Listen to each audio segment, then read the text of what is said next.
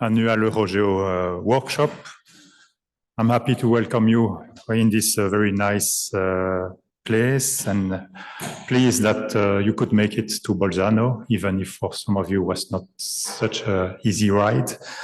Others that could not make it are connected and will be able to follow our first session via Zoom.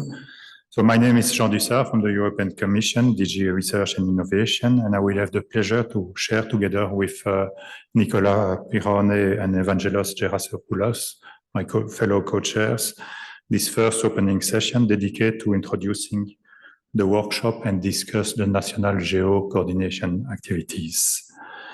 Before inviting Dr.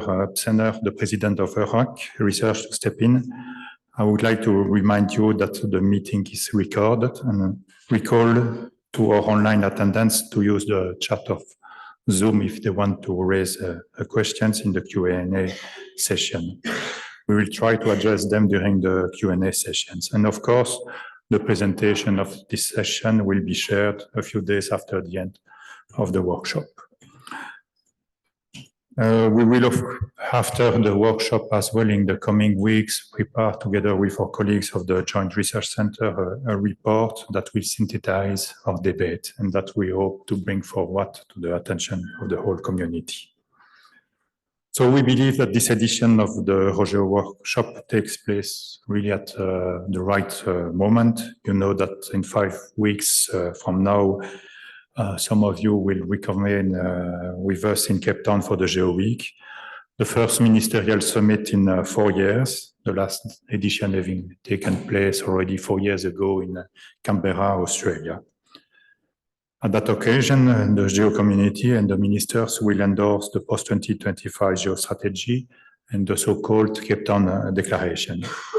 Those key documents, as you know, have been largely discussed and amended, and I want to thank the EuroGEO community to have actively participated to those debates. I take as well the opportunity to recall you that ahead of this ministerial summit in Cape Town, we have issued last week a call for expression of interest addressed to the entire EuroGEO community, being the European members of GEO, the countries, the participating organization, but as well the Copernicus entrusted entities, the beneficiaries of Horizon Europe grants. So this call is really targeting all those people that believe that Europe should have a higher visibility in the GEO. The deadline is tonight. Why so short? We launch it on Wednesday because registration to the Geo Week are closing already on Friday. This was a requirement of the local organizing and the security authorities of South Africa. So we have to act quickly. Not super urgent, I have to confess, for your submissions to have e-posters, to have short presentation, to have videos to be showcased on the booths, but very important for the ones that want to take advantage of the opportunity to send some experts that would have difficulties in funding their trip to Cape Town. Of course, we have to give priorities to low-income countries, especially our partners from Africa. So I invite you to react very quickly. We have only a very limited number of grants available to sponsor those travels, but we really want to make the best use of it. You should have received, by the way, I think that Erwin circulated to all the participants of this workshop, this call for expression of interest. If you have trouble accessing the EU survey tools, just come to me at the coffee break and I can help you figuring out how to do it. Let's look now at as well at those 3 days. Beyond those 3 days, we have to start thinking now in this EuroGEO workshop what we want to do after Cape Town. This will be a big celebration. We will be all very happy to endorse this post-2025 strategy, to issue a declaration.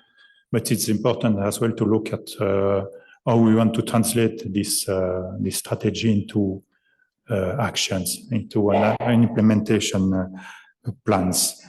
And that's where I think that those 3 days here, and particularly on Wednesday, will be an important occasion to sit together to discuss what's the role of the regional GEO, where do we think that the national GEO coordination mechanism can help making sure that Europe really gets the deserved visibility in GEO. The workshop as well is an occasion to discover the innovations and solutions that have been developed within this community, and how additional and strengthened cooperation between partners, and it's one of the motto of EuroGEO, can be further enhanced. Let me now call Dr. Psenner to welcome you in this wonderful place. Dr. Psenner, please, the floor is yours.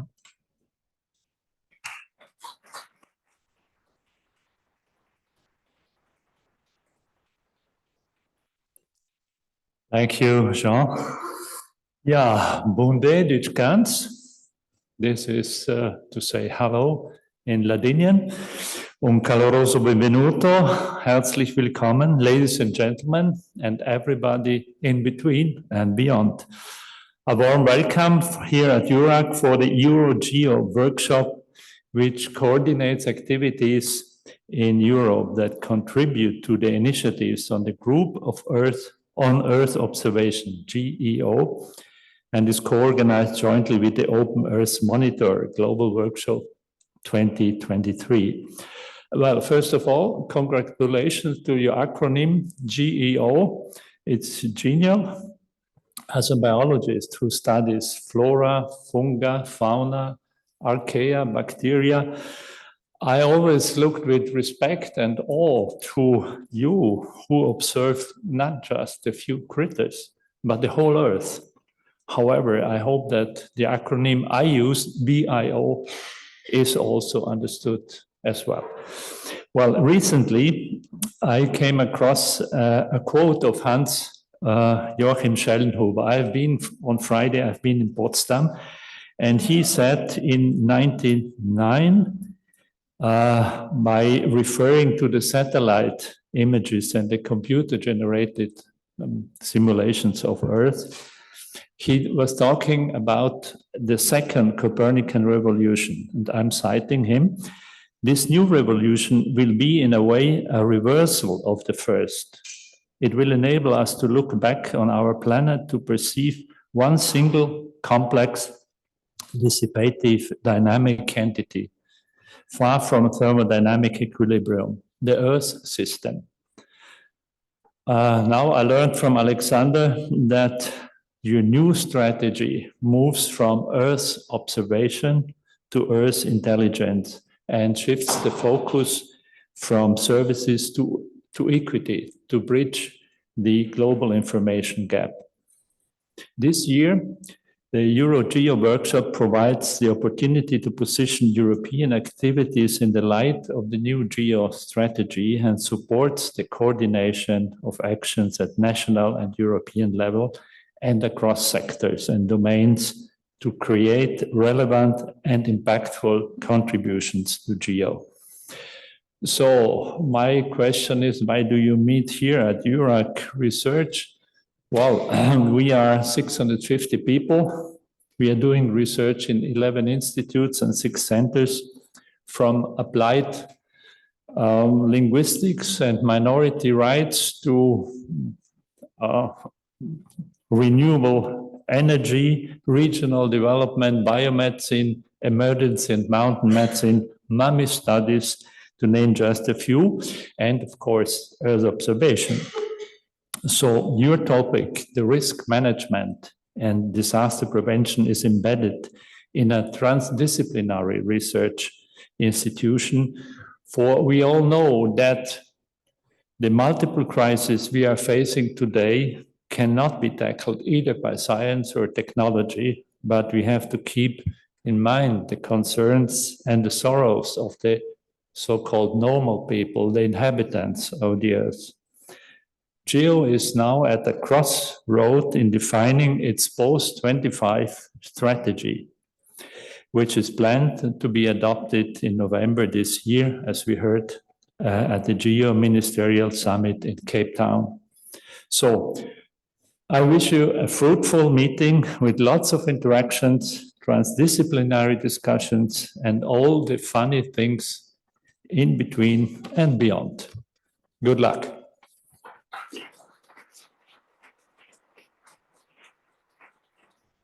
Thank you, Roland. Now I would like to leave the floor to Alexander Jacob.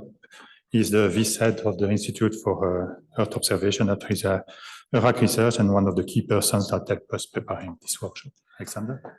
Thank you very much, John. Hi and welcome, everyone. I'm just standing here to really say that I'm happy that you all came here. We had a lot of doubts and fears that everyone makes it here to Bolzano. Not so easy to get here, but you see you managed it in good numbers, so we are very happy about this.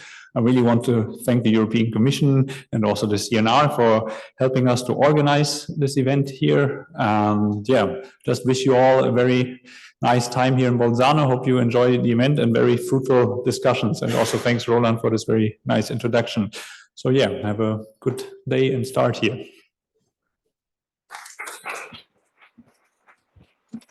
Thank you, Alexander. Now I will just call our Deputy Director General of the European Commission at DG Research Innovation, Joanna Drake, to welcome us and say a few words. Thank you very much, John, and thank you, Dr. Professor, and also Alexander. A pleasure for me to be here. It's true that it's quite a way to go, but it's nice to, it's a nice journey. And also you get to use planes, trains, automobiles, and also your feet, because you have to walk quite a bit as well. So it's really lovely, and the weather is a bonus as well. So thank you very much for hosting us in this beautiful city and in this beautiful scenery. Like 10 months ago, at the last edition of the EuroGEO workshop in Athens, I'm impressed to see that the community has once again replied positively to this invitation to meet in this region. And I'm particularly thankful to our Italian colleagues from the CNR and EuroGEO Research Center to have joined their forces to make this event a reality, and grateful as well to my colleagues, of course, from the European Commission, to Jean, to France, and to other colleagues who are all the time working together in synergies in order to ensure that we do have not only a visibility, but a head-turning visibility as well in Europe, because I think we deserve it, and I think we have the edge in so many ways, but we need to keep on showing the edge now on the global stage. I thank also our colleagues from the European Commission's Research Executive Agency also for having financed and helped to put together a very exciting agenda.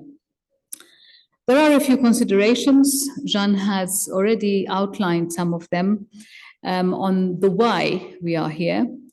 And where we want to be, I think, in the coming years. And this is where what I just said about having to keep showing that we know what we want out of this, we can join the dots, and we can keep using this area of knowledge and intelligence also to rope in our citizens, to show that Europe is not only Europe of values and of information and data, but it's also a caring one. In my speech last year, I emphasized the criticality of the crises affecting us from various angles. Unfortunately, we witnessed in the last months many disasters impacting the lives of thousands of people, being the wildfires in Greece or even the recent floods in Libya.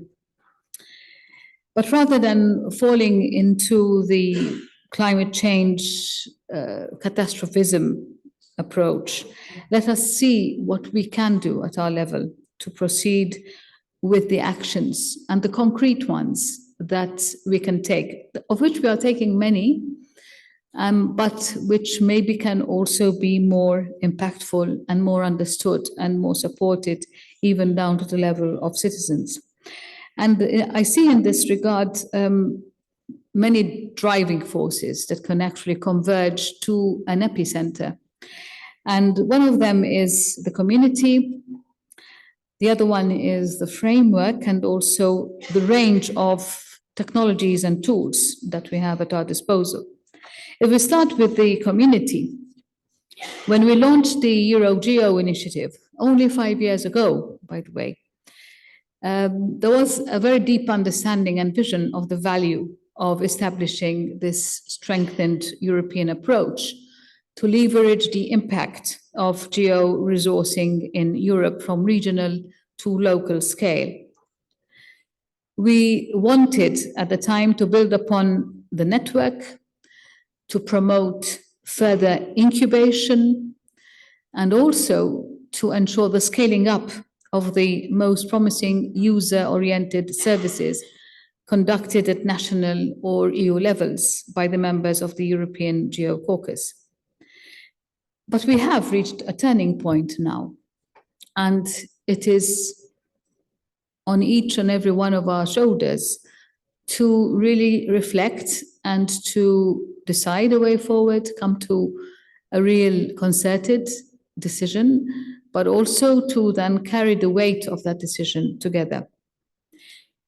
Perhaps before deciding where we want to be, I think we need to ask ourselves as well, looking back, have we progressed?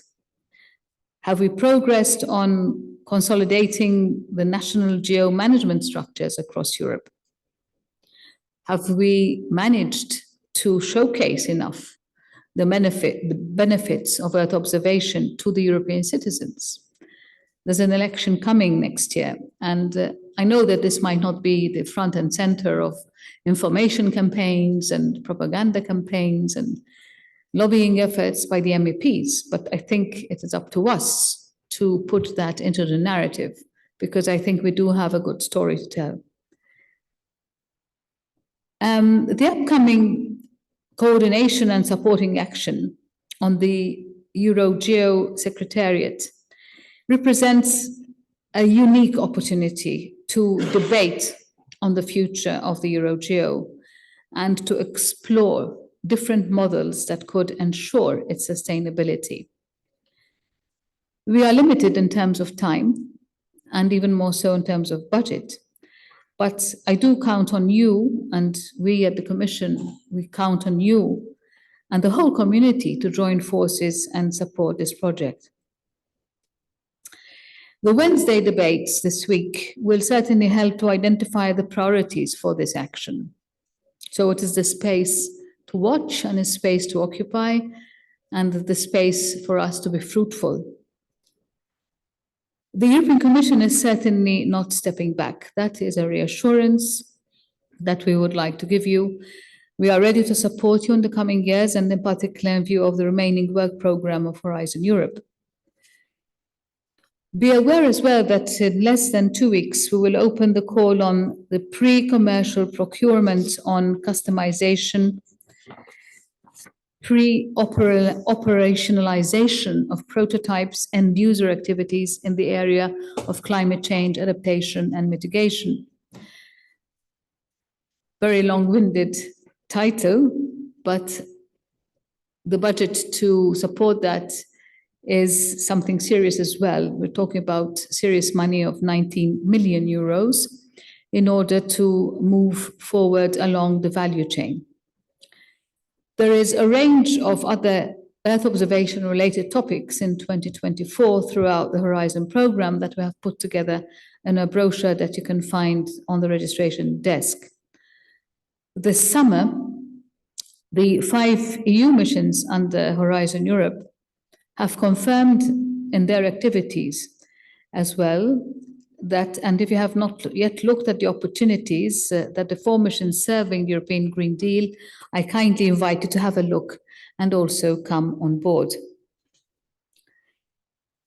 I now move on to the framework, the second consideration out of the 3 that I made at the beginning, and that's the GEO framework.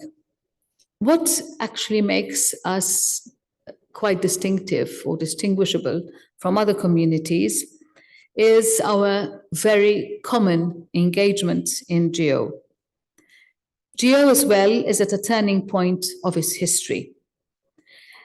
GEO as in the international organization with its seat in Geneva. Many of you have helped imagining and putting on paper what GEO should do in the next 10 years, and really thank you for that.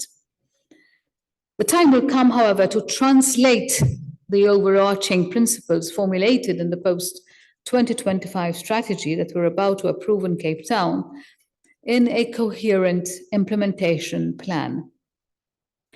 And by the way, this is really like yesterday that we already need to populate the plan with very concrete actions. We all know that the success of the initiative and its effective impact will depend on your active engagement, as it has always been. And we would appreciate getting your views on how we, as EuroGEO, can support and shape the governance and the functioning of GEO. I think, in a word, we need to be ready to jump into that framework and populate it with our European vision and European action plan. My last point is about the technologies and the tools, the toolbox in general. And of course, we all agree that these tools will not be needed unless they are impactful. And we have been debating for a number of years the future of GEOS. And it has been quite a recurring theme also in GEO itself. And whereas we as Europeans have always been in the front line of its development, the question resonates still in the background as to its usefulness. It keeps boomeranging to us and contrasts with the multitude of platforms around the world. But let us remember that we should still look at user needs, and also let us be realistic that we should not compete with large multi-million data platforms. We should ask ourselves, who are our users today? Who will they be tomorrow?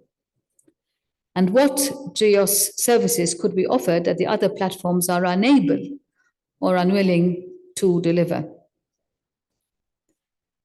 What makes Europe a different entity with respect to the rest of the world? And how can we organize ourselves to serve the specific needs of that community? These are some of the questions that I hope will be discussed in the coming days and when preparing the next phases of GEO and EuroGEO.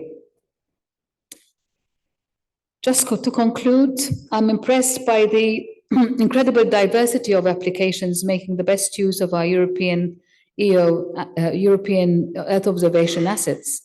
And this rich landscape puts us certainly in a privileged position with respect to the design of the post-25 GEO. All I wish for you is an excellent workshop, and I also look forward to following your debates for the time I am still in Bolzano. Thank you so much for your attention, and hopefully you will be providing us a very exciting vision, a very exciting set of actions, and of course, a lot of replies to the questions for reflections that we set forward today. But we really do have the faith that that will happen. Thank you so much.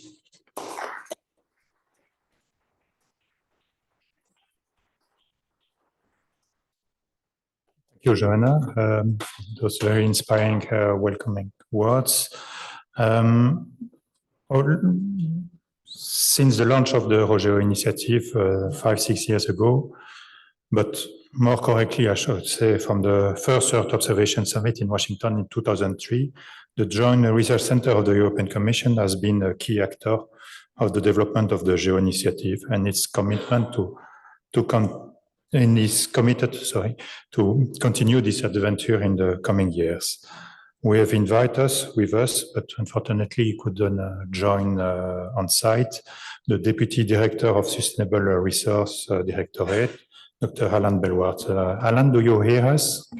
I do indeed. I leave you the floor. Thank you, Jean. Thank you.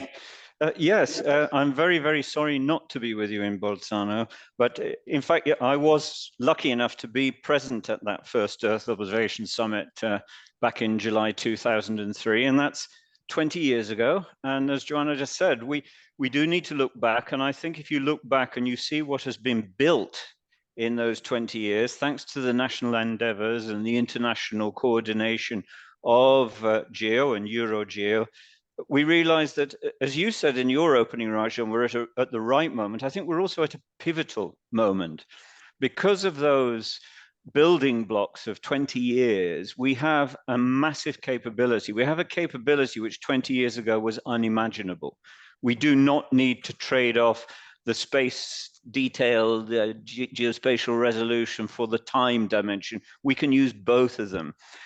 We do have the toolboxes, the know-how, to analyze these enormous stacks of data, although we're only just beginning to scratch the surface of what we can do with artificial intelligence and machine learning and expert systems. We are getting there. And unfortunately, as has just been said, the pivotal moment is now as well, because the need has never been greater. You don't have to look further than the 8 hottest years on record have all occurred in the past decade. So time is not on our side.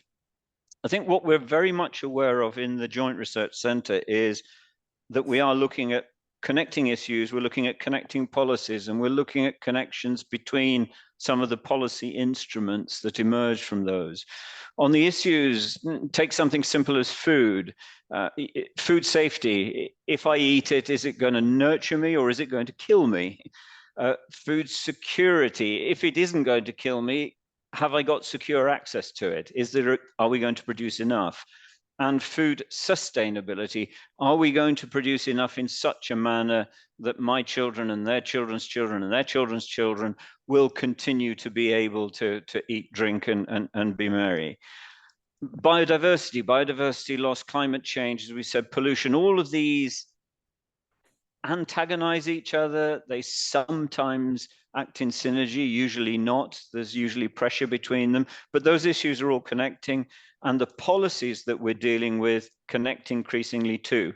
And in the last few years, we are having to face the nature restoration law, the climate law, the sustainable use of pesticides, Natura 2000, the soil monitoring law, the EU deforestation regulation, and the common agricultural policy, all bringing together their own observation needs, their own information needs. And we're addressing all of those in a sort of connected way now. And then they, in turn, independently and together, feed the major instruments, the multilateral environmental agreements that we still see as a vital area where EuroGEO is making a really unique contribution. The Climate Change Convention, the Desertification Convention, the Biodiversity Convention, particularly the 3 Rio, but the others, Sendai and things like that too. We've got the data, we've got the services. We're beginning to move to more and more common MMRV, this measurement, monitoring, reporting, and verification framework. And I think all of those policies I listed before, ultimately in the next few years, we'll see commonalities emerging between them where Earth observation data can play an absolutely critical role.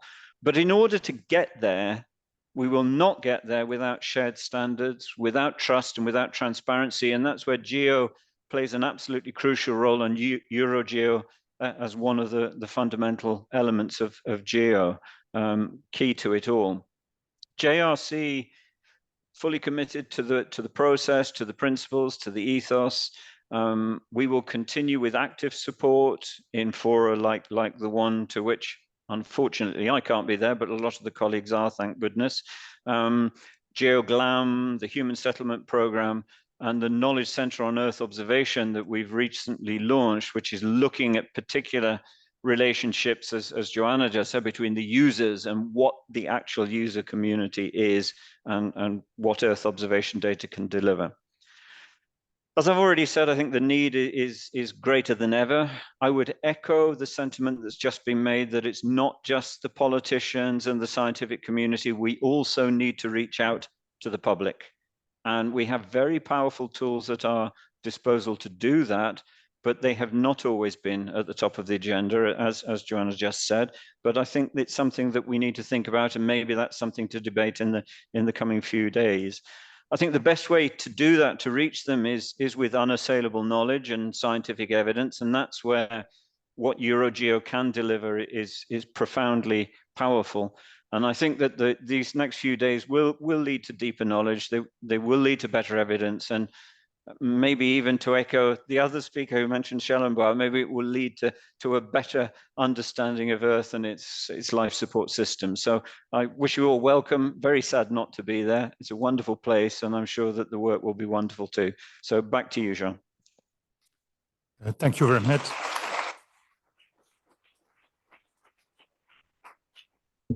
Thank you very much, Alan. We will move to another speaker that is even further away. Alan was not so far. His price, like 4 hours by car. Our next speaker, Dr. Roberto Formaro, is Director of Programs at the Italian Space Agency, ASI, and he will connect via Zoom. Roberto, ci può sentire? Can you hear us? Yes, yes. Good afternoon, everybody. Can you hear me? Yes. Okay. So, thank you. First of all, I would like to thank the organization of GEO to invite ASI to give during the opening section of this important event.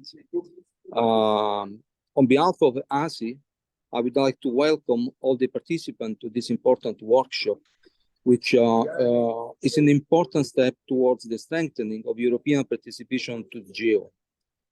Unfortunately, I cannot be there.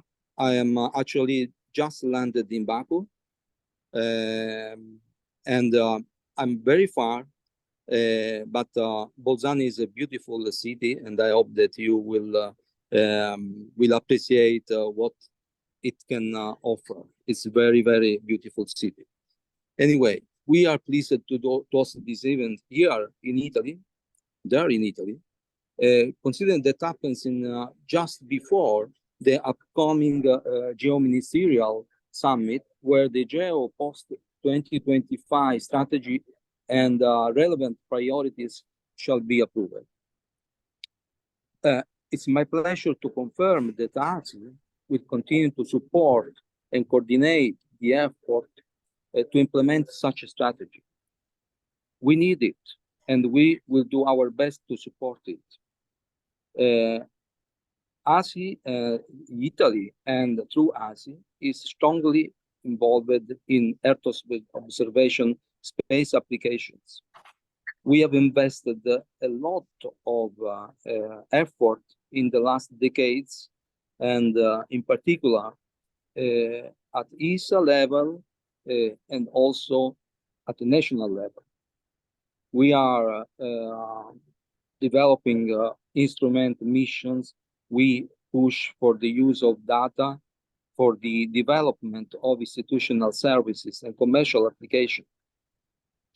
We see that this is very important for our country, for Europe, for the world, for all the challenges that we have to face in the future, for environmental disasters, for managing our heritage, for supporting the life of our citizens. So it's very, very important. It's practically supporting every moment of our life. So for us, it's very important to support and to push in this direction. So you will see this afternoon a lot of what we are doing in Italy to support applications and services in the domain of Earth observation. So also I would like to thank Nicola Perrone, is the Geo Principal for Italy, for its very important work in coordinating the Italian community and facilitating the interaction between the research community, the national agencies, various national agencies. Within this, there is also ASI, and the commercial sector and all the involved ministries, environment, research, and primarily, but this is an area where all our institutions are strongly involved. So it's very, very effective for our country. So this is particular thanks to him for the long work that has done in the last year. So I would like to thank you again for the invitation. I wish you a fruitful workshop. Thank you.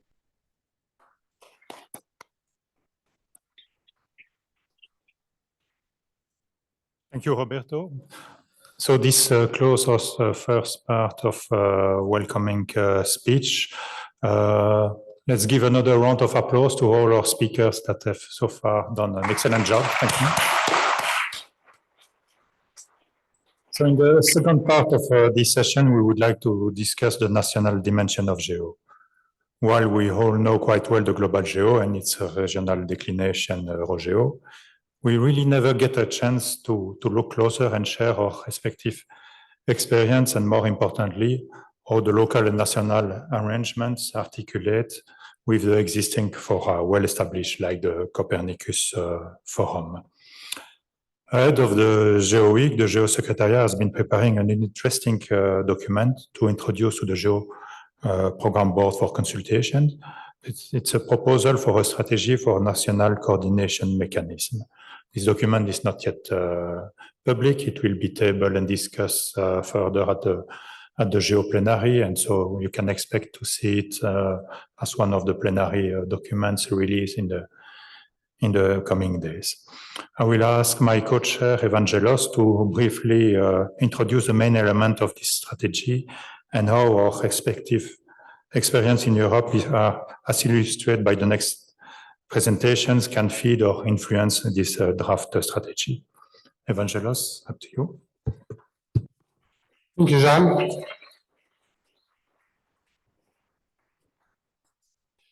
Okay, thank you. Good evening, everybody. So as Jean has pointed out, GEO is in preparation of a guidance, of a strategy for national coordination mechanism in recognition of the importance that is going to play in the years to come. A frame that aims to enhance collaboration and coordination within a country between different stakeholders like governmental agencies, the private sector, of course, different companies, NGOs, and the scientific community. And the end point of this is to deliver solutions to identify local challenges and problems, but also global agendas that the countries have to implement. And points within this strategy issues like data integration and standardization and accessibility of data from the countries and the different agencies within, capacity development because each country is not at the same level. We're talking about interdisciplinary collaboration within the country, but also within GEO and policy and decision support. These are the major elements. And of course, at the end of the day, how can you at the country level achieve resources mobilization to assist this endeavor at the country level? So as Jean said, this document will come soon for consultation in the program board, but I think the 3 days event here in Bolzano should really be used in order to put some European flavor in this strategy and make sure that what is decided there is fully aligned with our vision. And some of those totals we have been discussing in EuroGEO in Europe are aligned here. For example, let me remind you that we are talking, everybody has been talking about a turning point, about the pivoting stage that we are running into from 2025 and hence. So we are talking about a new transformative program for GEO, and maybe the definition of transformative is not yet clear. We have to define it, but definitely it means to think out of the box. It means that you bring all barriers that are critical in order to make the difference. And also within GEO, we have to think of the tools that will help build such a transformative program. And I guess the national coordination mechanisms is one of those tools, because at the end of the day, we have to have local impact, the impact that John and others have been talking about, that reaches really the citizen. So also as Europeans, we have to guarantee that through this strategy, principles that we in Europe want to put in front, like, for example, guarantee equity, guarantee the intergovernmental character of geo-governance, etc., but also an efficient operational model, will be incorporated in this mechanism, or we will use the mechanism in order to assure these elements. Of course, there's not going to be one model for all, and these are the discussions, the presentations that we will be having from different countries. It needs to be a dynamical model. It needs to assist building a local ecosystem and all the elements that you see there. So these are the principles around which I think we should be focusing our discussions, and by Wednesday, we will have a concrete, let's say, European position to put forward in the GEO strategy for the national coordination mechanism. So thank you very much. Back to John. Evangelos? Thank you, Evangelos. Let's move to the first of our speaker, the director of the director, sorry, of DataTerra, Frédéric Youin. I'm not sure how to pronounce your name. I hope you can join us online. Frédéric, do you hear us? Yeah. Yes, I can hear you. Thank you very much. Excellent. Okay. Yeah, please go ahead. Okay.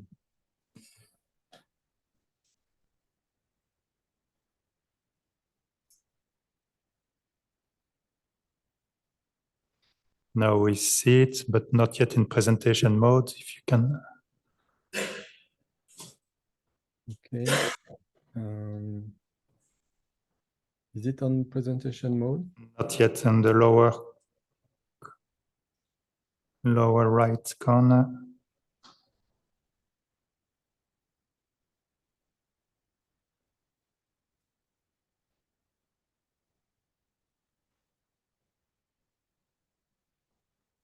Maybe you have to share another of your open windows. Yeah, no, now it's fine.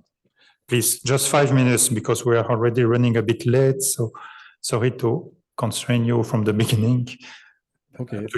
So thank you very much. I will be very short, and you can have the presentation. So thank you very much for the invitation. And I'm really sorry not to be with us. So, and thank you for the opportunity to share the vision of DataTerra research infrastructures.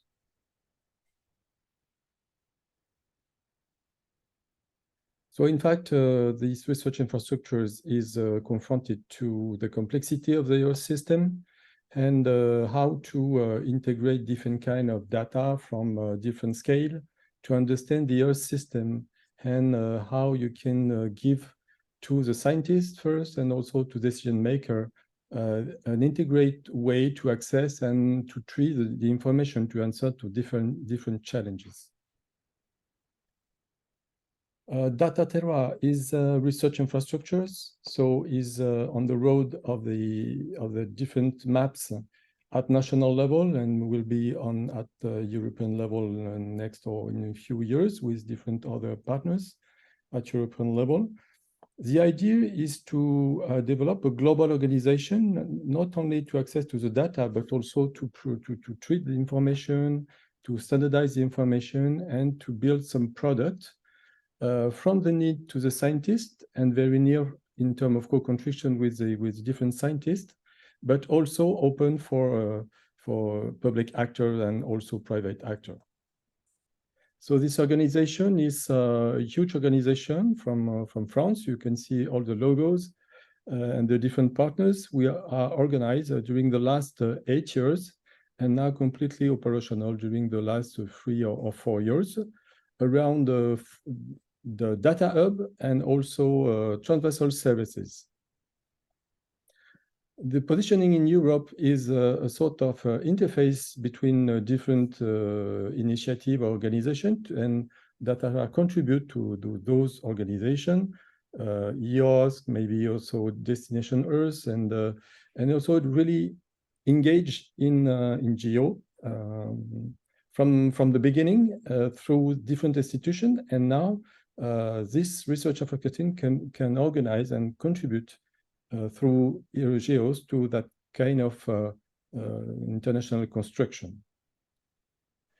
You can see that this is also a way to have a simplify access to different thematics in terms of complexity. And so you can have the different data hub, and also the fact that DataTerra support the entire data cycle to promote quality, richness of the information, and use and reuse of those kind of information. But it's also a contribution to the fair data and services processes. It's just an illustration of the atmospheric hub center. I will not go into details, but you can see that from all the data, from spatial data, in situ data, but also from models, you can derive different kind of information and give traceability and easy to use way to combine the information for the scientists and other partners. This is the Solid Earth data pool, who can, with illustration on how you can use Sentinel-1, for example, or Sentinel and other satellite to produce different deformation services and so on, but it's completely dedicated to different users and on-demand services.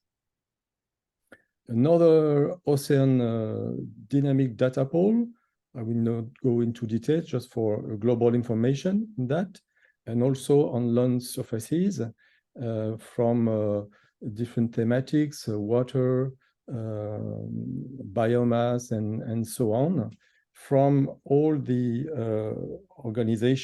scientific organization to and partners with different kind of other partners.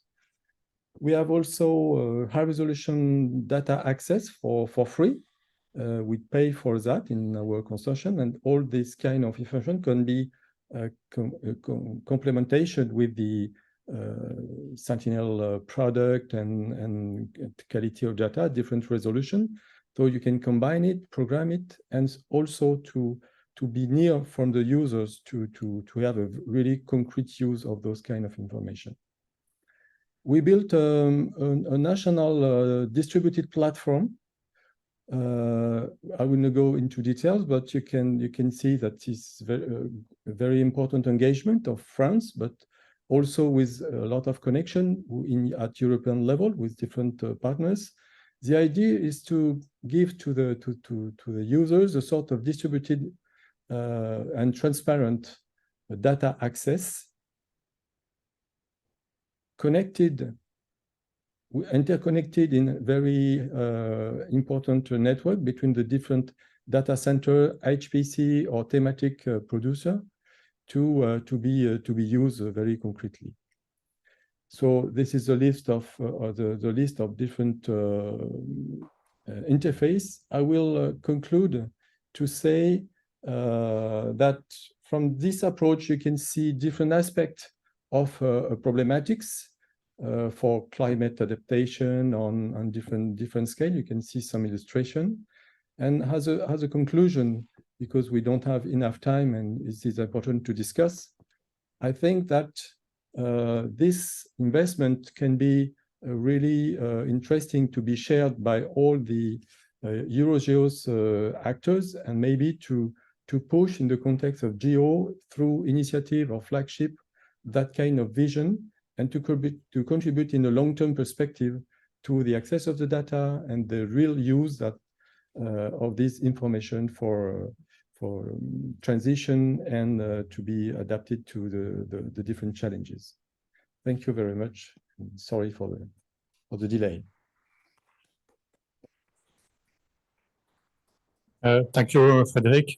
Please stay with us, because at the end of the the next representation, we will open the floor for question and answer, and we will be welcoming you intervening or replying to some of them. We see this as a very nice and interesting example of distributed infrastructure that can certainly help us in our reflection on the direction of that our GEOS infrastructure could take, and which service would still need to be fulfilled by this GEOS infrastructure that are not served at national or regional level.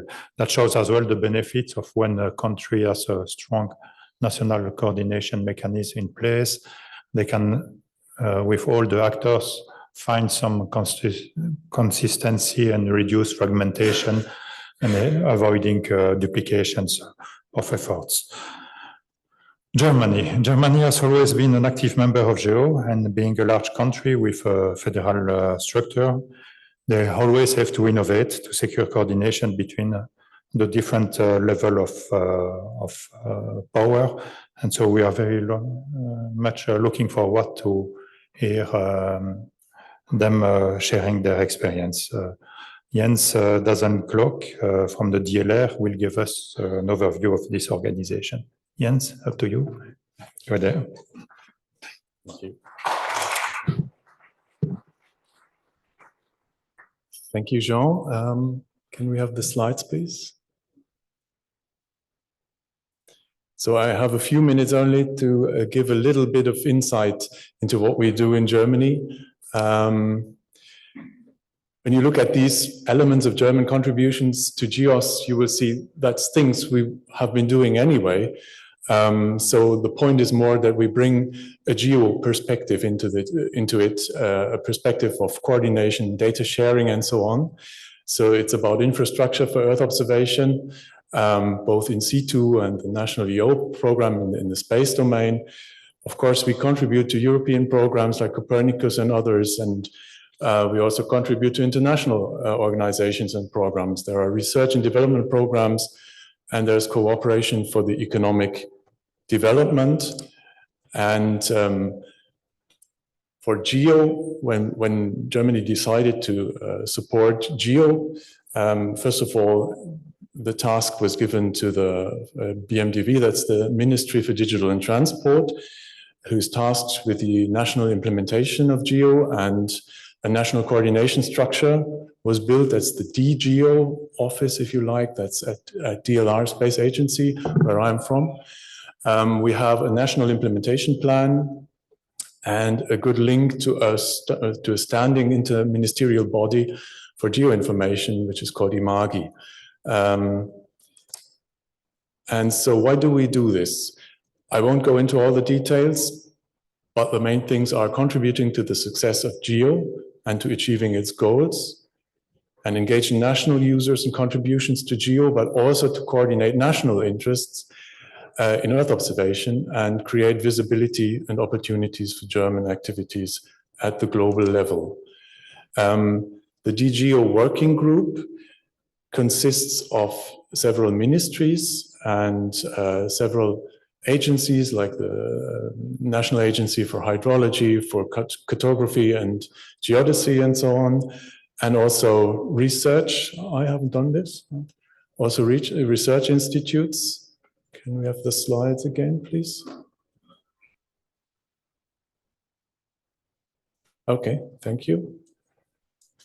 And actually in this group, we meet 3 times a year. We do it in meeting at changing host organizations. So we go into the different agencies to let them explain us what they do, what could be linked to GEO, what could be better linked to GEO. This is much about communication, about speaking about coordination and data sharing and how we can do better together. And one thing we always talk about is how do we connect German data infrastructures. The GDI-DE is the geodata infrastructure in Germany. So how can we, first of all, connect all the metadata and data we have on the national level? There is a geoportal.de where we try to bring all this together. So everything should be findable in this portal. And then in a second step, the GEOS platform can harvest the metadata from this portal. So at least theoretically, all the data should be findable via the GEOS. And by the way, there is also a development of a digital twin in Germany. And there will be a presentation later this week or later in this workshop by Patrick Knöffel. So maybe you want to go to this one. Now, this is already the last slide. So what do we contribute to GEO activities then? You've seen I've talked quite a bit about national coordination, which is an important part. And now what do we do at the international level? First of all, of course, we participate in the different committees and working groups. Then actually, there are contributions from Germany to almost all the GEO flagships, like the GIZ, the Agency for International Cooperation, hosts the GEO-LDN Secretariat and leads, together with UNCCD, one of the subgroups. The Federal Ministry of Food and Agriculture supports program coordination and a sustained or a strategy for sustained organization of GEOGLAM. Then there's a Geoscience Institute, GFZ, that hosts a GFOI program office for R&I activities. That's about bringing in new sensors, new methodologies to do even better in GFOI. And also the IDIV Institutes host a GeoBon Essential Biodiversity Variables portal in the GeoBon context. There are many more contributions, probably not all listed here. And with this, I thank you and close my short insights. Thank you. Don't leave. Take a seat because then we can discuss further. And I will invite as well the other speaker, Evangelos and Nicola Pirone, to join here for the discussion. So we'll go back to Evangelos that will share with us the Greek experience and the benefits of strong coordination between all the Earth observation actors in this country. Evangelos, 5 minutes. 5. Yeah, I'm reducing when we progress. I'm not prepared for this. But anyway, good, thanks. So France, Germany, coming soon, Italy. So we go to Greece, different size, so different needs, different coordination at the point. I can see the slides here. I'm waiting to be also on the screen, please. So as we said, there can be one model for all the countries. Countries, depending on their maturity, on their size, and the current mechanisms, actually should be selecting their own model to run EO coordination at national level. So how we do it? How can I change this? Okay. So there's a Greek GEO office that was established back in 2007 to act as a national focal point that has a very specific mandate as a permanent coordination mechanism at the national level to interface with the different Greek agencies and somehow inform strategic planning that is happening at the country, trying to build synergies at the country and regional level, and in general try to pool resources within Greece and find opportunity for Greek EO researchers to raise their visibility. So there is a specific structure in order to achieve this that you see in the plot, and I'm going to try to give you some examples on how we are trying to achieve this. So the Greek GEO office acts as an interface for different elements. For example, how can we bring from research and development or coordination action programs some tangible benefits for the country and not leave the results, stake on the paper. For example, we exploited the legacy and the opportunity that was given from us through EuroPlanet and the Smart City Earth Observation Orienting Project to somehow influence the policy in GEO and have the resilient cities and human settlements as a fourth engagement priority, also exploiting the legacy and the tremendous work in the urban domain that has been happening from other projects in Europe, and also this leading to the creation of the Urban Action Group in EuroGEO. And there are many other examples from Greek coordinating programs, like, for example, the GeoPeriodal project that started and then ended up as an initiative in different domains in the GEO program, or the Q project, again, that is relevant to the urban envelope. So another way around is getting a national priority or a national mandate and trying to bring it back to GEO. And this has been in the domain of cultural and natural heritage, when there was a Greek initiative that was actually approved by UN Secretariat Guterres in 2019. So actually we tried to bring this interface within GEO and try to coordinate in a better way together with UNESCO World Heritage Center how we can use Earth observation in this domain.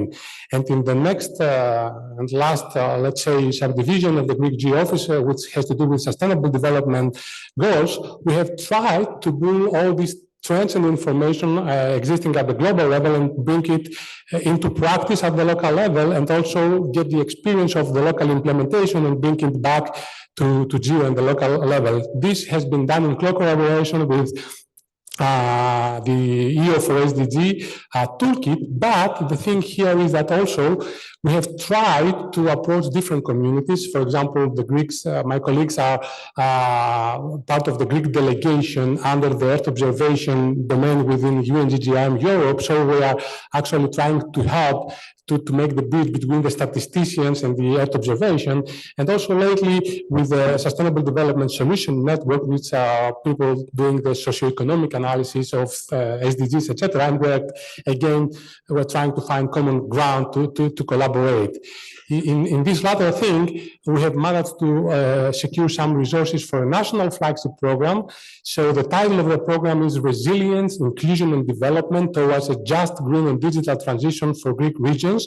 So you understand the project, the concept behind is to support the Green Deal in Greece, but we have managed to put Earth observation as one of the main tools in order to make the visualization and give this geospatial character dimension in the way we show things. And there have been other projects like the Chaos project, which has been done in the umbrella of the European Space Agency in collaboration with Hellenic Statistics, already achieving the visualization of some indicators. And the intention is also to get the EU toolkit and see how we can start implementing at national level. Also, part of the intention of the Greek GEO office is to bring new players in Greece into EU projects. So, for example, we exploited the IFL project to bring experts in buildings energy efficiency. We all know very well how important is energy efficiency in order to achieve the targets of a Green Deal, but those guys, they are mostly engineers that do not really understand what is Earth observation. So we managed to produce some very tangible outcomes out of this, like what you see there, the actual energy consumption or the carbon emissions, like metrics of mitigation, or at the end of the day, the performance of the buildings in a specific pilot. And I think this is very important. And now we are working also together with European Environmental Agency to see the upscalability of an activity like that. Also, we try to mobilize the community coming from the natural language processing and based cognitive research. So these are companies and university colleagues working on this element, and we try to introduce them, in the area of GEOs. And now these colleagues are in working relationship with our colleagues from GPP Plus and trying to figure out what contribution they can make to this European contribution, the GEO platform. And other projects, like, for example, bringing in experts in low-cost sensors for harsh conditions like remote and represented areas. So all in all, we are trying to mobilize, the Greek community and bring them closer to GEO and EO in a way, to give them more opportunities for funding and continue what they are doing.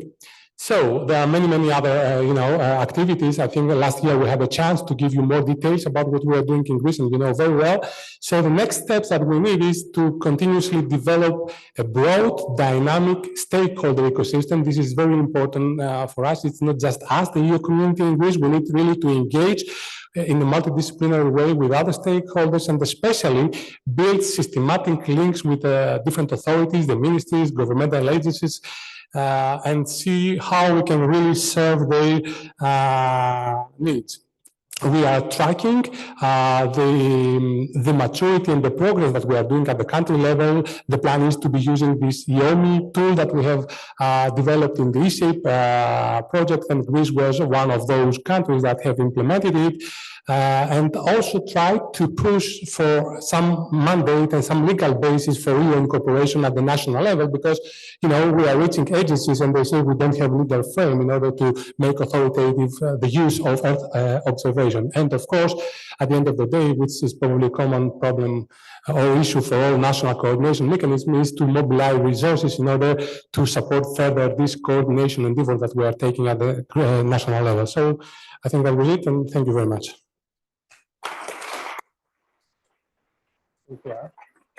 Thank you, Evangelos. Let's go to our last presentation with Nicola Pirone from GNR, and he will show us how Italy is organized to coordinate its GEO activities.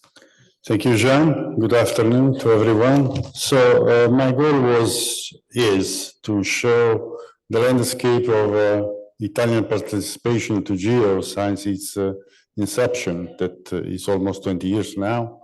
And so if I can have the first slide. I don't see it.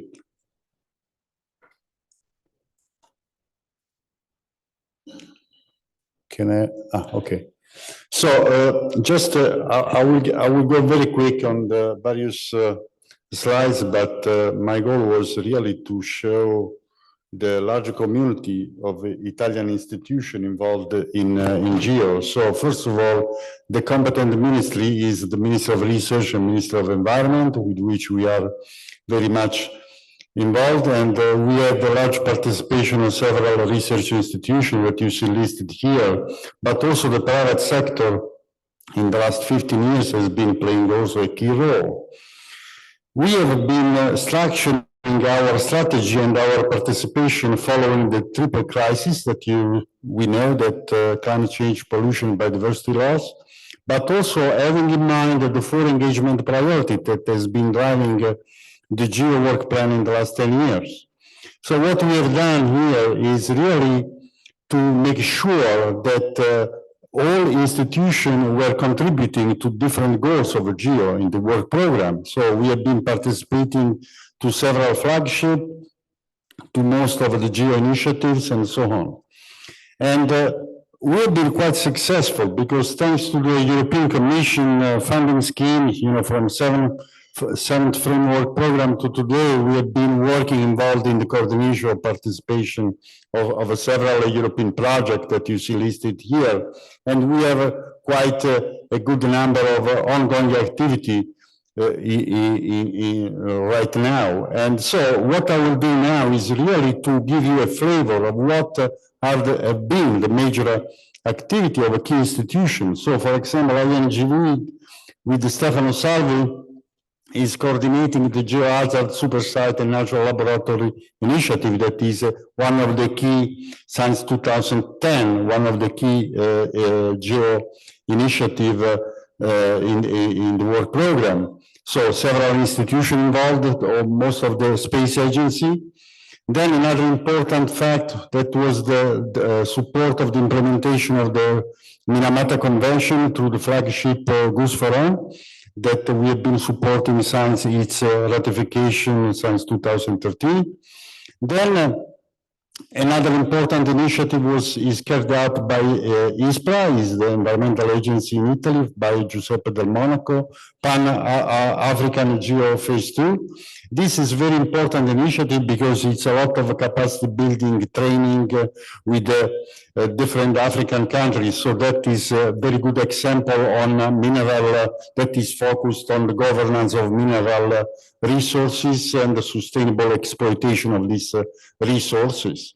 Then we have also lately important activity that has been developed in several European projects concerning the land degradation and the impact of climate change on ecosystem. Then we keep continuing to support the Global Health Initiative through the new ESFER infrastructure that is IRENE, that is coordinated by the Masaryk University, that involves 70 national hubs. And also in Italy, what we are doing is the national hub with the Italian Space Agency, National Institute of Health. And this is meant to sponsor, to feed exposome research to link environmental pollution with impact on human health that do not depend by genetic factors. And then keep going. Very important in the project is GREAT, that is meant to develop the Green Deal data space. That is a very important initiative that is really focused on three important actions, that is biodiversity strategy, zero pollution action plan, and the climate change adaptation strategy. So our colleague Paolo Mazzetti will talk more about this on Tuesday, so in the session in the afternoon. So, and then keep going, still to develop infrastructure. We are, since the beginning, almost the beginning of GEO, we have been supporting the development of a GEOS platform through our Discovery Access broker. So this effort is moving along in the framework of different projects that our colleagues are carrying out together in different framework in cooperation with the European scientific community. And then we have also a lot of effort to map invasive species. So with climate change, the invasive species issues is a very important topic, and also the carbon cycle and the restoration of ecosystem. Then we keep going also with Antonello Provenzale, involved in several European projects and effort to evaluate the critical zone dynamics. This is through combining measurements and modeling, and also another important topic for the Mediterranean area is the wildfires and droughts, that, as we know, in the last few years, these issues has been very critical for Southern Europe, but not only for that. And then we have seen the big issues that lately has been investing in several parts of Europe, including Italy, but in terms of flooding, so development of a system, alert system, and also to support authority to take a decision to manage this extreme event of precipitation. And then another important thing that we are moving now, that as you know, one of the scope of this meeting is to discuss the future EuroGEO Secretariat that will be coordinated by our colleague Thierry Rankin, and we will discuss this on Wednesday. So as a CNR, we are very happy and proud to be part of this effort. Then another important initiative that Italy has been supporting since the last 2 years is the development of this European Horizon Europe partnership on agricultural data.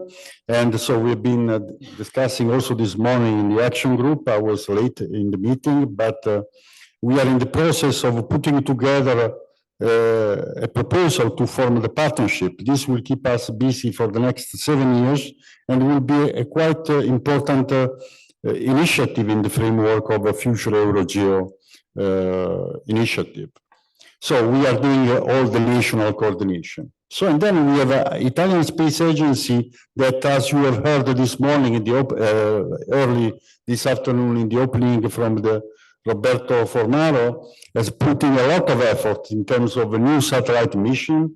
So putting, we linked the Prisma data catalog to the GEOS platform, and also working on linking air pollution with impact on human, so human exposure, and to use satellite data to calculate the near ground concentration of major atmospheric pollutant. So this is really a very important initiative that ASI is sponsoring. Then we have the private sector. One of the scope of GEO Italy is really to merge, to link, to foster the cooperation between research sector and the private sector, because we need to really to work on the data value chain. This cannot be done without the contribution of the private sector, as we have been discussing several times in the context of GEO. So EuroGEO is a large company in Italy working on different topics that goes from agricultural sustainability, environmental sustainability, resilience and risk management, and emergency response. So all these ready to go system that support local authority to face all this emergency. And of course, they offer online services, as you can see here, 24 hours a day, and involving more than 40 expert operator, supporting 40 plus countries. So a lot of effort, a lot of investment in this respect. And then we have also Latitude 40 that develops this urban data analytical platform. As we have seen, urban area is the fourth engagement priority in the GEO scheme. And also this will be a priority also in the post-25 strategy. So really, this company is developing this ready-to-go platform that can support local authority to evaluate a different scenario of implementation in order to achieve the zero carbon by 2030. And so moving forward, we have another important example of a data brokering system. So we have a lot of data that very often are not known, are not discoverable. And so we have a private company like NEO that is working on this in different thematic domains. So from air quality to cultural heritage and climate risk. So they work on different projects. So they have been involved in different European projects, which is very important in terms of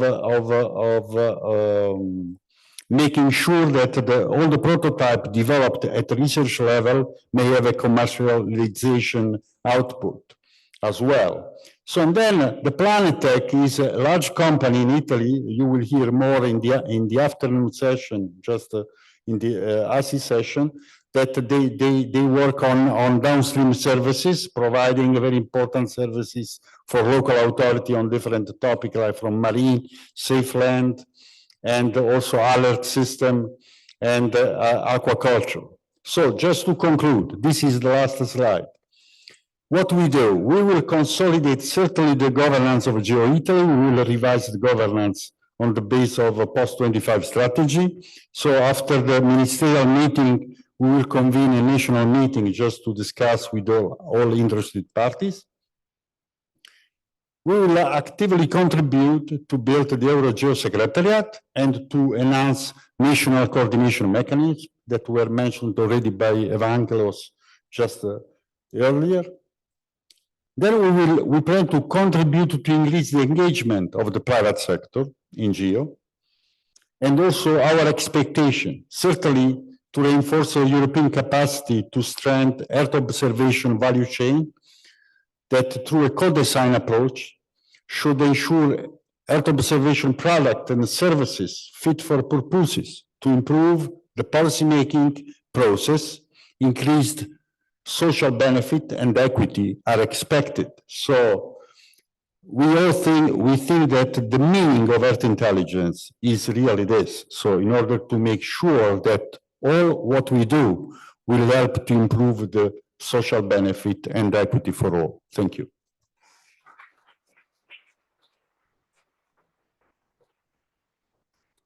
Thank you, Nicolas.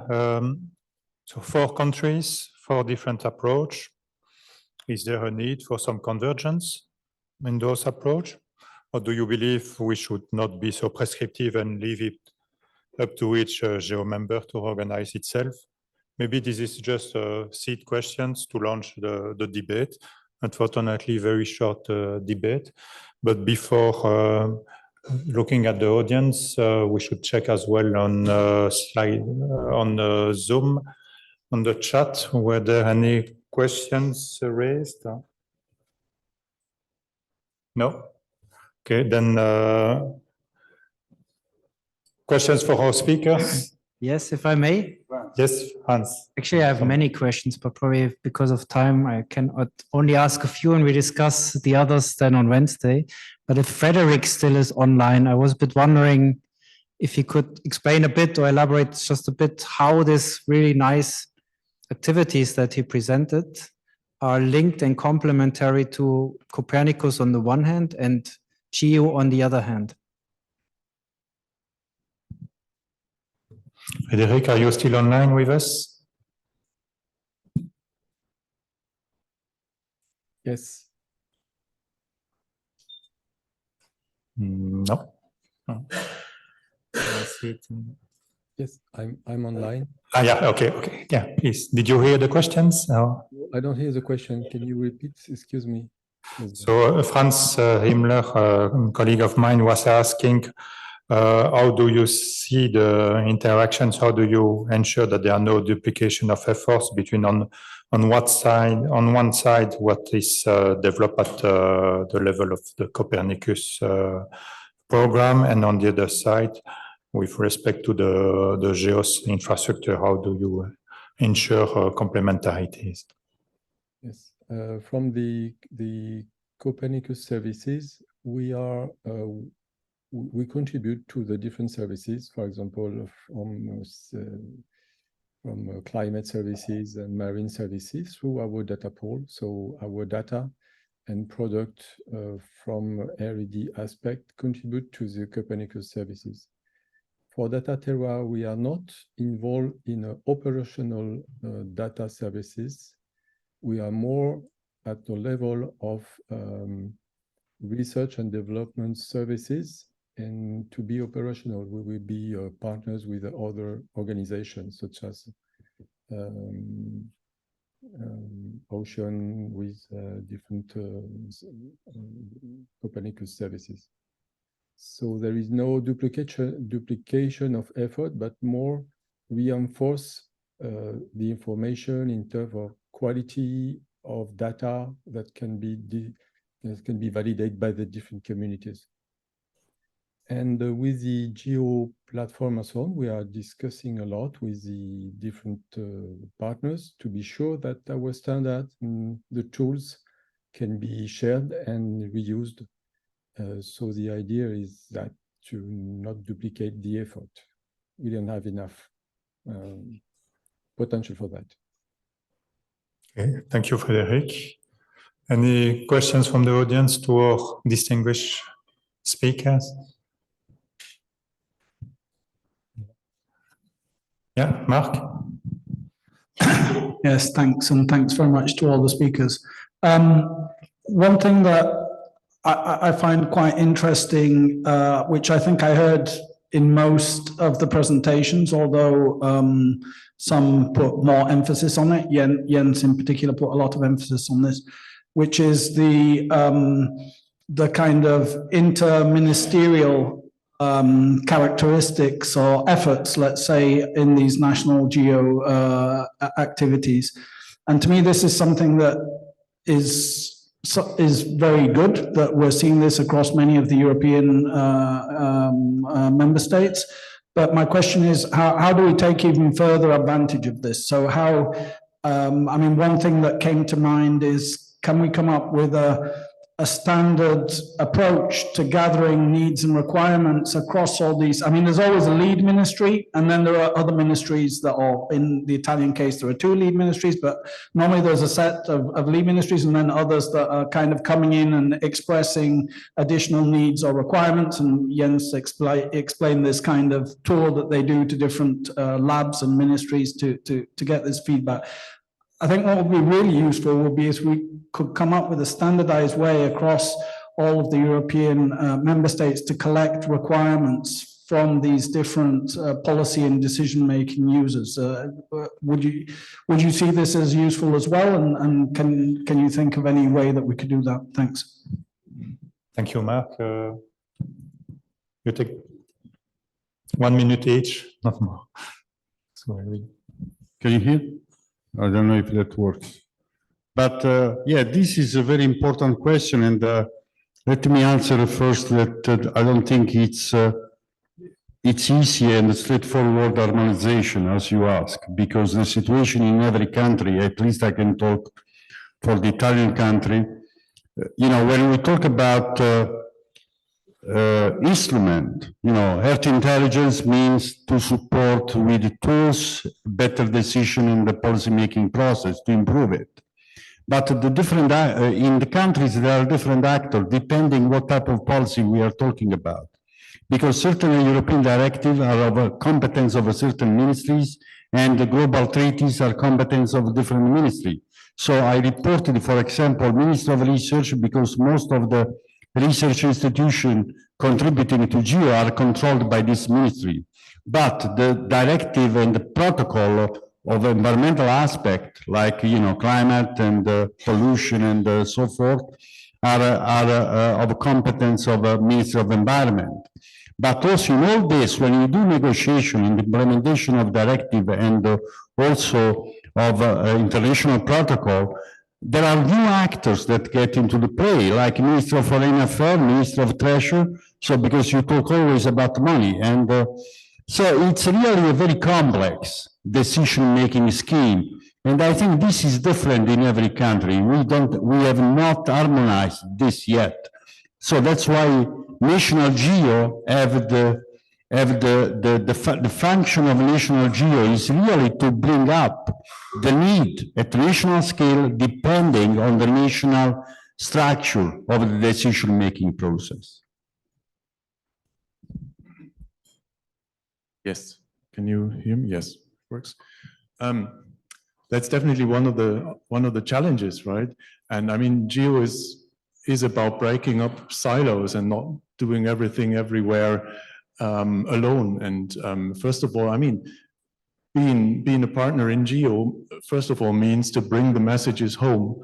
And I think in Germany it was the implementation plan that was discussed in this ministerial group and decided on or endorsed in this ministerial group. And that is the basis for doing the work afterwards and really trying to bring actors together in the Earth observation domain.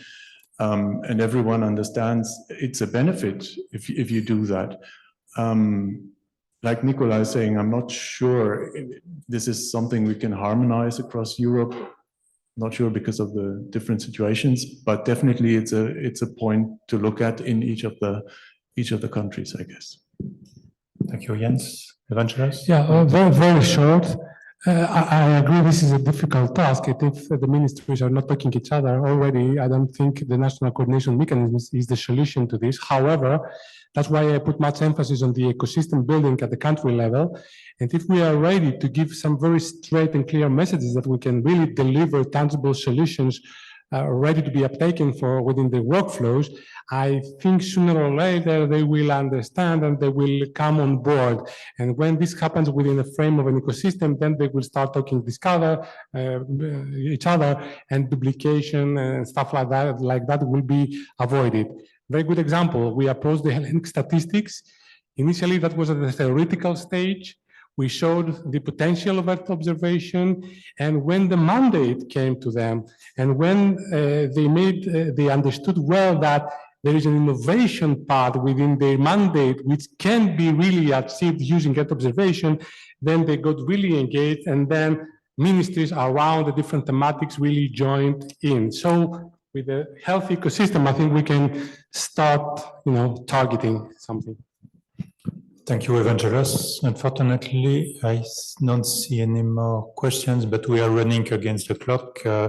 Before we break for a well-deserved coffee break, I will invite my colleague Erwin Gore and Alexander Jacob to provide just a few logistics information and the outlook of the upcoming days.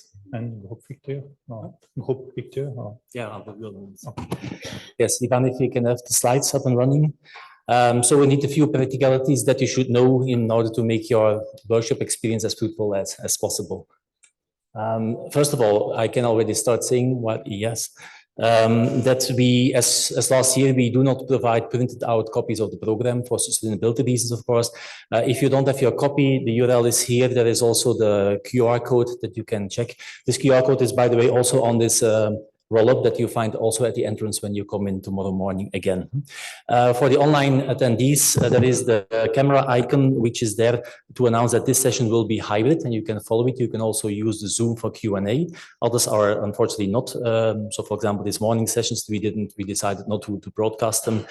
Yeah, there are three main rooms. So auditorium is this one, obviously, and the other two, the conference hall and seminar 1, 2, 3, they are downstairs, as those that were attending this morning already discovered. The breaks will be served in foyer 1, 2, 3 and foyer auditorium, which is here. Foyer 1, 2, 3 is downstairs. Make sure that we have always 2 rooms for breaks. So don't queue. If you see a queue, you go to the other room and there will be probably less people. Then the program of tomorrow. So tomorrow will be a very dense day, but also a lot of fun. So we have 4 tracks of 3 parallel sessions each. You see the thematics here at the right. We could not cover everything because in Athens we got a bit of feedback. 4 tracks is too much, so now we reduced to 3 tracks only. Sessions of 90 minutes organized by the community. So I hope it will be, sure it will be very interesting. And in the breaks, even more, we have also the e-posters. I come back to that later on. So tomorrow, a very, very busy day. Then for those that present, please make sure that you upload your presentation in advance. You can do that at the reception desk. There is a specific slide center desk where you do that. Make sure that you you keep the focus of your presentations, be short so that we have time of discussions, because tomorrow will be a lot of fun discussing, brainstorming about the future of EuroGEO. And also be aware that all presentations and also the recordings will be published online. So if you have an issue with that, let us know. E-posters as an exception. So I was talking about uploading your presentation. That's only for the sessions. For the e-posters, you just bring your own laptop with your presentation or your link to your online application, whatever, and you connect it to a monitor that we will proceed for you tomorrow. If you need assistance, there are people with a green badge. Do you have one? No, you are not, but other EURA colleagues have a green badge. So if you have some issues with whatever technicalities, ask these colleagues. In terms of lunches and catering, be aware that, as I said before, there are 2 foyers. So if one is busy, go to the other one. One stair up, of one stair down. So split up a bit. And also, you could indicate some allergies, gluten or lactose or whatever. This just ask it to the waiter, and they will find a plate for you. And also, it is reversed for the people that need it, of course. Then the e-posters tomorrow. So in Athens, we had normal poster sessions. We wanted to bring a bit more interaction into it. So now we decided not to go for classic posters, but for e-posters, meaning that you can present something in a few minutes. So we have 45 minutes breaks tomorrow, as you will see here. So don't present something for 50 minutes, do it in 2-3 minutes. Then people can go to visit another e-poster as well and can also start interacting with you. So it should be about a short demo, interactive discussions, and you move to another poster where you can have a similar thing. So be short and to the point. It will be served where the food and the drinks will be served, so in the foyers basically. Then also, I hope that you will have a lot of fun today, tomorrow, and on Wednesday. If you do, please share your impressions on X, on LinkedIn, on Mastodon, whatever. Use this hashtag so that we can all find it back. And if you want to have more fun, there is also this photo frame available. It's here at foyer at the auditorium. It's a kind of a carton box, and you can make a funny photo picture on that. For example, this is the main organizing committee from EuroGEO. So Paula, Irina, and Alex, they had a lot of fun on Friday evening to setting up this all. So please share this also with the hashtag on X and whatever, and we can really show that this community is up there and living. Also, there might be people here that take videos, so we are preparing a short promotional video of EuroGEO that we will show at the EU booth in Cape Town. So don't be shy, but if you do not want this to appear there, then let us know and we will take this into account. Then on Wednesday, Frans Imler will organize a very interactive sessions with discussions, World Cafe style. So please be very active on Wednesday. But if you want already to share your input, go to Slido, use this EGW 2023. You will find the questions that we prepared for you where we will focus the discussions on. So you can already take your time to put some ideas online. There are also the posters here, so they have the same questions. You might have seen the posters here at the foyer in the auditorium. So also, if you have a bright idea during a coffee break or during a session, write it down and we can take this as input for the Wednesday discussion as well. So this is really the time to interact with us. So make sure that these posters are fully flooded with ideas before we enter in the Wednesday morning discussions. Then I leave it up to Alex. Thank you. So this is just an invitation for all of you who wanted to participate in the social event this evening. Unfortunately, this is not the latest version of the slide, but I will try to give you the details as well. We will be over in Castelmareccio, which is about 1.5 kilometer or 1 kilometer walking from here, 15 minutes or something like this. We will organize 3 walking groups that you can join in case you don't want to go there by yourself. We will start at 18:45, 19 and 19:15. We will do this in the entrance and where you did the registration right outside of the building. There will be myself as the first group, then Basil and Paula for the consecutive 2 groups to help you to go over there. So just look for the EuroGEO colleagues with the green badges again there in front of the building. And every 15 minutes, basically, we will start walking over there. Of course, you can do it also individually, just putting in this address into your phone or whatever help you have there. And yeah, really hope you will enjoy this event at this wonderful castle right here in the city. So also you find your tickets. Yeah, those of you who have paid will find also the ticket in your badge there. You will need to present that when you arrive at the castle. And yeah, the last thing now is the group picture, which we will actually do right outside of here. Anneli, who's here in front, will help to take that picture with us. In order to get outside, we will open the emergency exit over here to the left, which will lead us to a set of stairs where we might position ourselves depending on the lighting. Anneli will tell us if this is fine. Otherwise, there's also our little nice lake in the garden to which we can go and take the picture there. So I invite all of you to go out this way now so that we can take this nice picture of all of you. Okay.